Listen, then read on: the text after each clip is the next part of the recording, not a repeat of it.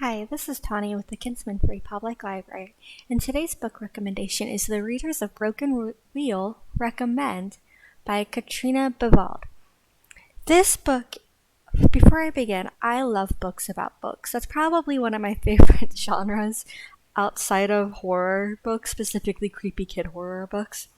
There's something safe and warm about books that feature bookshops and libraries, specifically stories where the books bring a town together, or the library is saved, or stuff like that. Just real uplifting, very fluffy reads, which is what you need sometimes.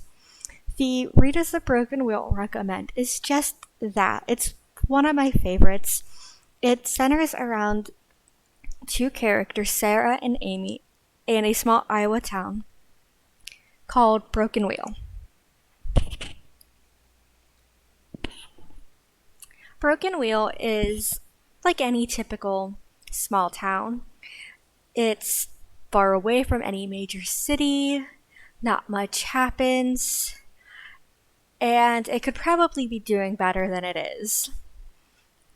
And everybody knows everyone, so they're all more or less friends. There's the typical small town drama.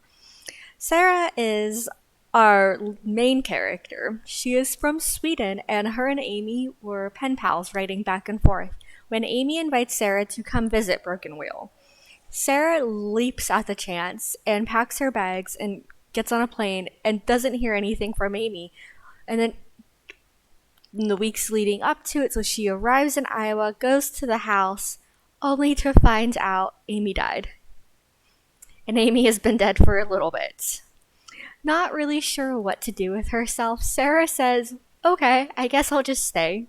So she stays and she starts to get to know the town and kind of become a part of it in a way. And this is where she decides to open a bookstore. Now, there isn't a whole lot of business in Broken Wheel, so opening a bookstore in a town that doesn't have a lot going for it is a huge risk. Not only that, but Sarah's just a tourist. She doesn't have a visa, a work permit even. So using Amy's and hers massive book collections, she opens this bookshop, which isn't really much of a bookshop because there's no money really being exchanged. It's almost like a library, but without all the programming. So just think borrowing books. So Sarah starts lending these books, and people aren't real sure of it at first. They're kind of hesitant and no one comes in.